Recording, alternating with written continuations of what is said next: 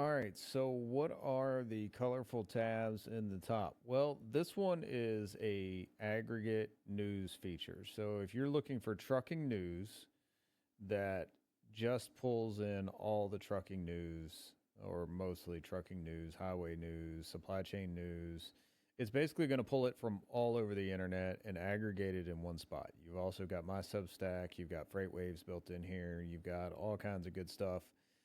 It's all free. Like this doesn't cost anything, so you can actually come here, click on any link you want. It's going to take you to the site, whether it's CDL Life or FreightWaves or Freight Caviar or whoever, Landline, whoever the media outlet is who's posted it, even if it's NBC News, you can actually get it here.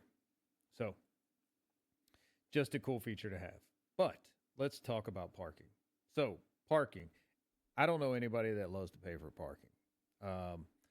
I will say this 10 times out of 10, 10 drivers out of 10 drivers who have been saved by parking in the right spot will tell you all day long that parking is important. I never personally really had a huge issue with truck parking because I generally planned my trip. So I knew where I was going to park. I knew where I was going to deliver.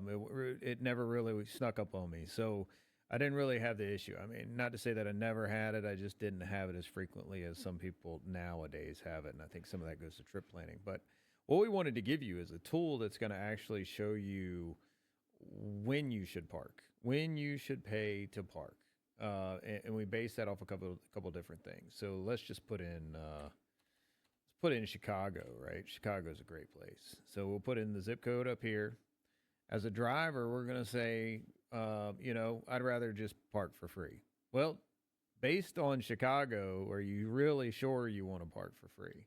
So what we pull in here is we pull in FBI data, we pull in cargo theft data, we pull in crash risk, we pull in enforcement, roadside information, litigation exposure in terms of judicial hellhole data.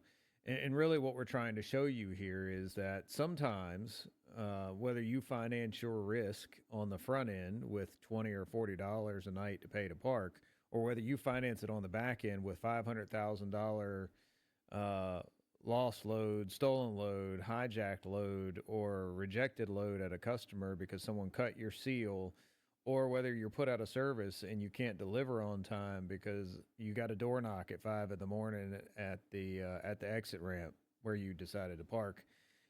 The idea here is to tell you where those things are more frequent based on any zip code you want to put in here. There's 77,000 zip codes in here. And you can actually dumb it down by zip code, congressional maps. If you want to look at, if you can even break it down by who the congressman is in the district. Doesn't really matter for this particular case, but for me, I wanted to put that in there because I like to judge the politicians based off of trucking litigation that they're actually putting into place to actually help parking and to also help with crash data and other things. So what we built in here basically is that we built a map to help you understand as a driver when should you pay to park. If you are adamantly against it, is there ever a time that you should pay to park?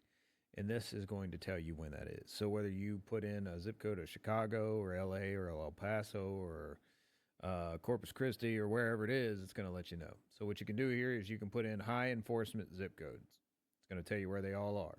If you're in that area, odds are if you park overnight, you're going to get a door knock in the morning. High crash zip codes. Lots of those floating around, but what it's actually telling us is if you get to one of these areas where you get a lot of crossover between high enforcement and high crash, there's at least an increased likelihood that you might get hit if you decide to park on an off-ramp, or you might get enforcement on the off-ramp. Now, if you want to add in the DEA substations, distribution hubs, you can add in border crossing data. You can add in border entry corridors. But after you add all that in and you've put in your zip code and you get the demographics for the area, the poverty level, the crime rate, all that good stuff for where you could stay tonight, you may decide, you know what, let's let's find somewhere better to park. I'll pay to park in a secure lot if I can find one. So you can turn on your parking feature. This is going to give you all the spots that NTAD actually puts out. So it's going to let you know these are parking places for you that are available. And that's going to help you considerably. So let's just zoom in on one specific area. Let's just come down here to the border and see what we got. So you've got a bunch of areas, you got a bunch of issues. Let's throw in truck parking club. So truck parking club data is in here. Maybe you want a secured lot. You can actually float around to these truck parking lots and actually look at which one fits you best. Like, is there a place that has a fence, a camera, etc.?